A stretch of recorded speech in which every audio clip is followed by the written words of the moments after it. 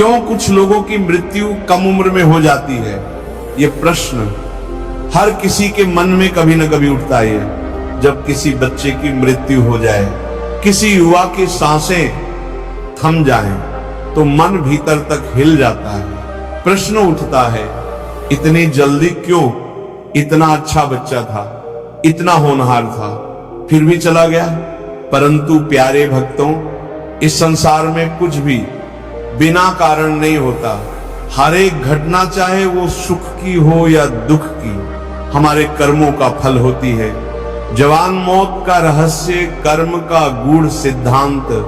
बेटा, आपको एक बात गांठ बांध लेनी चाहिए, कोई भी जल्दी नहीं मरता और कोई भी देर से नहीं मरता। मृत्यु तब होती है जब उस आत्मा के कर्मों की घड़ी पूरी हो जाती है। शास्त्र कहते हैं, कर्माणि गत्यन्ति मनुष्य लोके न चान्यथा पश्यति देवतात्मा। अर्थात इस मनुष्य लोक में जो भी होता है वह केवल कर्मों के आधार पर होता है। कुछ लोग पिछले जन्मों में ऐसे कर्म करके आते हैं जिनका फल उन्हें इस जन्म में जल्दी मृत्यु के रूप में भोगना होता है। कभी कभी आत्मा ने खुद चुना होता है कि इस जीवन में थोड़ी ही देर रुकूंगी, कुछ पुराना हिसाब चुकाना है। परिजनों को दुख क्यों होता है? अब प्रश्न ये उठता है, अगर आत्मा का कर्म था तो बाकी परिवार क्यों रोता है? उन्हें इतना कष्ट क्यों? तो सुनो, ये भी कर्म बंधन है। प्यारे भक्तों, कई बार किसी ने अपने पिछले जन्म में किसी को बहुत कष्ट दिया होता है। जैसे किसी माँ का बेटा मर जाए या किसी बहन का पति, तो इसका अर्थ ये हो सकता है कि उसने पिछले जन्म में उसी आत्मा को बहुत दुख दिया था और अब वह आत्मा कम उम्र में जाकर उसके जीवन भर का दुख बन जाती है। ये कर्म का उत्तरदायित्व है। जैसे कोई जीवन भर कहता रहे, वो चला गया, अब मैं अधूरा हूं, तो ये दुख भी उस आत्मा को दिया गया ऋण है। ये कोई दुर्घटना नहीं, ये एक सटीक गणना है प्रभु की। क्या भक्ति करने वालों को भी जवान मौत आती है? सवाल बहुत सही है बेटा। देखो, जो सच्चे भक्त होते हैं उनका जन्म और मृत्यु दोनों ही प्रभु की योजना का हिस्सा होते हैं। यदि कोई बच्चा भगवान का भक्त था और छोटी उम्र में चला गया, तो इसका अर्थ ये नहीं कि भगवान ने, बल्कि उसका जन्म ही किसी उद्देश्य से हुआ था। वो कार्य पूर्ण होते ही वो आत्मा चली जाती है। जैसे मीराबाई, प्रहलाद, ध्रुव, क्या ये सभी उम्र से लंबा जीवन जिए?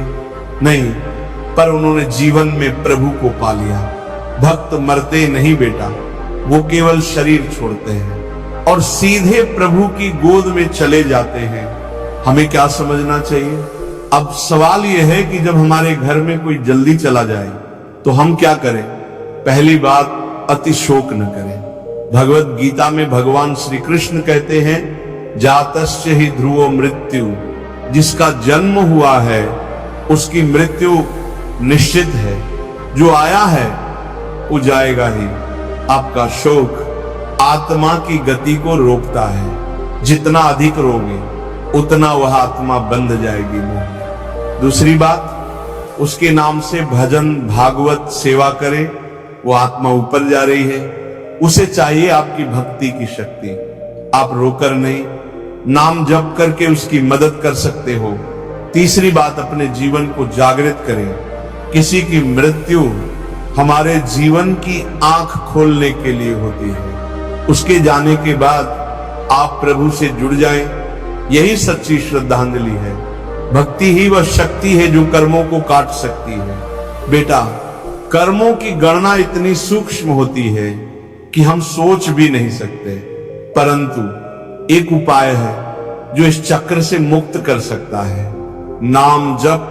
आप सुबह से शाम तक हरे कृष्ण कृष्ण कृष्ण हरे हरे, हरे राम राम राम हरे हरे का जप करते रहो, तो कोई भी काल आपको छू नहीं सकता। जो हरि का नाम लेता है उसकी मृत्यु अकाल नहीं होती, वो महाकाल की गोद में चला जाता है। निष्कर्ष, प्यारे भक्तों, जवान मौत कोई रहस्य नहीं है। यह पूर्व जन्मों का, वर्तमान के कर्मों का और प्रभु की इच्छा का परिणाम है।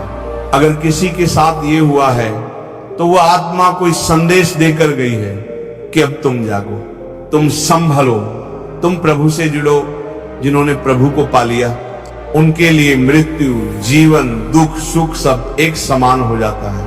प्रेमी आत्माओं, आज से एक संकल्प लीजिए, अगर किसी प्रिय की मृत्यु हो चुकी है तो उन्हें श्रद्धांजलि देने का सबसे बड़ा माध्यम है हरि नाम।